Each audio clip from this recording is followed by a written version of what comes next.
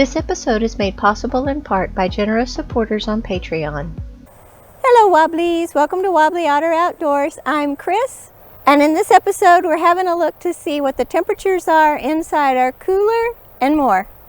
This is a cooler we've had since Wobbly Otter has existed. It's an Igloo Super Tough STX Sportsman cooler, and it's 54 quarts.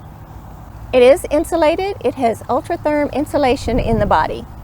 Okay, there's a tractor nearby. I'm just gonna keep going. So the width of the cooler with its handles is 26 inches, including the front latch. It's about 15 inches from the front to the back. And with the hump on the top of the cooler, it's just shy of 15.5 inches high. Inside, the depth is just shy of 11.5 inches. Some of the things that we like about this cooler and why we got it, it has a latch and it has a drain plug.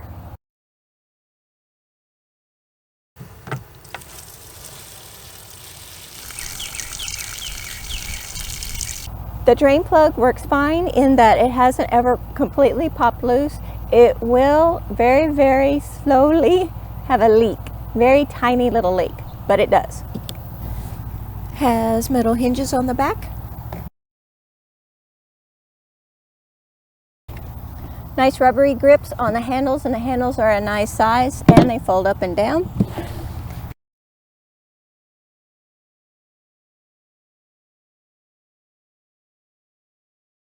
For fishermen, it has a ruler on the top. Inside, it's pretty nondescript.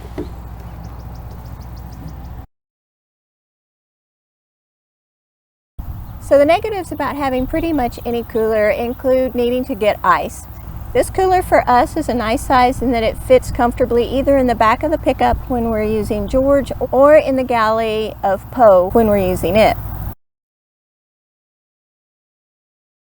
The thing that isn't fun about ice chests is that your food is packed in ice, and it always seems that the thing that you need at the moment is at the very bottom. So you have to dig down in that ice or icy cold water to get what you need. The other thing is when the ice starts to melt and you have more water, it finds its way into containers. It doesn't matter if it's a Ziploc bag, if it's a nice screw top lid, if it's a snap top lid, somehow that water finds its way in. For those reasons, I wanted to find a way to get the stuff in the ice chest closer to the top. If you look inside the cooler, it has a ridge around the front and the back.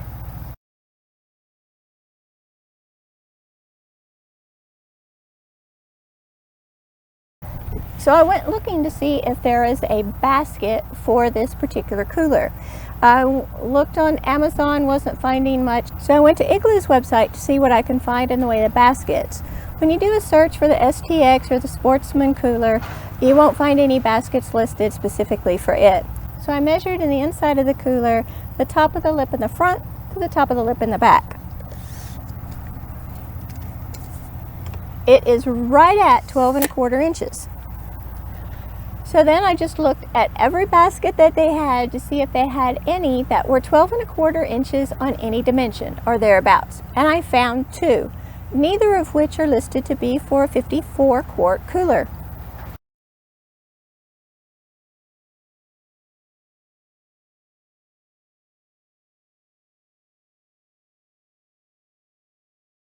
These are the two baskets that I found.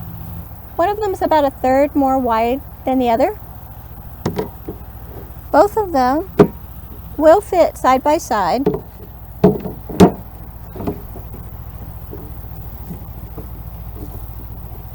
With just enough room for the little cable that holds the lid, so those cables can slide inside beside the baskets. Then of course you could use just one of them. What I really wanted to do is to be able to use the cooler where you have the ice in one area and then have the food in another where it's just in an air container where the ice isn't necessarily over the food. But I didn't know what the temperature in that airspace would be, not inside the ice. So I decided to do a test. The test only lasted 2.5 days, but that was easily long enough to learn what we needed to know. With refrigeration, to be safe so bacteria won't grow, the temperature needs to be below 40 degrees. Between 40 and 140 degrees Fahrenheit, bacteria will double every 20 minutes. So because of that, like we said, we need to keep the temperature below 40 degrees to help inhibit spoilage. And we want to stay above freezing, 32 degrees Fahrenheit, so we don't freeze the food. So for the test, we had both baskets inside the cooler, ice in the bottom, all the way up to the bottom of the baskets, and we used 2 thermometers.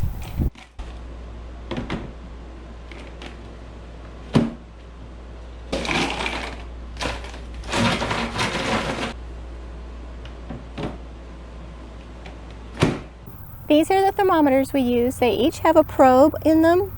One we put down inside the ice, and the other we put in an airspace below some soft drink cans, so the can wasn't directly against the probe. A can was directly against the probe when we started, and instead of reading the air temperature, the probe was reading the temperature of the soft drink can, which was roughly 60 degrees.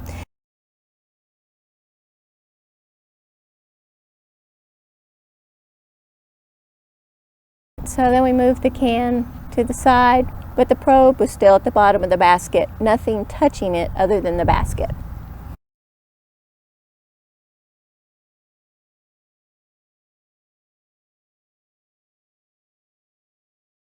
So long story short, I learned what I needed to know about temperature in an airspace above ice in this closed cooler. 45 degrees Fahrenheit is the coldest that the air temperature above the ice ever got to be, and that's just not going to work. The temperature of the ice itself stayed at 33 degrees most of the time. After about 2.5 days, when most of the ice was melting, then the temperature started creeping up, and after 2.5 days it got to 37 degrees. This test was done in a very controlled environment inside the house, and that was on purpose because I wanted to see, best case, what we could get for that air temperature above the ice, and then everything else we could work from that. So we like the cooler, we have the cooler. It was a very reasonable price, under $100 on Amazon, and it has good reviews. Not unhappy with the cooler at all for a cooler. This is the part I want to discuss with you guys. At some point, a 12-volt fridge becomes actually more economical than a cooler. To completely fill this cooler, it takes about 30 pounds of ice. That's a cost. We usually add 10 pounds of ice to the top of the cooler about every 2 days. So let's talk a little bit about the options other than an ice chest or a cooler like this. The cost of one of the super insulated coolers of a big name brand, a 45 quart cooler, runs about $300. Over 3 times as much as this. You still have to buy ice. For 12-volt fridges that we've looked at, we would probably get a small one, like a 35 quart fridge. And Dometic makes one that's in their CFX line, and it costs just over $700. So that's a sizable investment. Plus you have the cost of the battery. Optimally, we'd like to have a battery that's dedicated just to the fridge. And then we would need an additional solar panel to power that battery when we're boondocking. Because of that price, we continued looking to see what other brands might be available. And we found one called Osrenvik on Amazon. They have a 26 quart fridge, 12 volt and AC, that has good reviews on Amazon. The cost at the time of this video is $280. That puts that little 12 volt fridge, even though it's small, under the cost of a top name brand cooler that isn't powered. So we're strongly looking at that one. We'll put links to all these in the description so you can check them out and see what you think as well. Again, this is the part where I'm really curious in your feedback. What are you using? What have you found that works for you? For those of you who use a 12 volt fridge, what size are you using? How many quart capacity does it have? And how do you like it? When I've looked at the reviews of the 12 volt fridges on Amazon, there's always a few of all the fridges that say the ones that they got is a dud, and that's for the more prominent brands here like Dometic, as well as for the ones that we're not maybe as familiar with. And please know, I'm not saying that the brands that have the higher price are not worth that higher price. I'm just saying that for budget purposes, we're looking at options. So I'm curious what you use, what you found, and what you like. For now, we're going to keep using our little ice chest because we have it. Somewhere down the road, we'll probably get a 12-volt fridge, but that's another project for another day. I very much look forward to hearing what you say in the comments below. And as always, thanks for watching Wobbly Otter. We love you and hope all your tomorrows are bright. Until next time.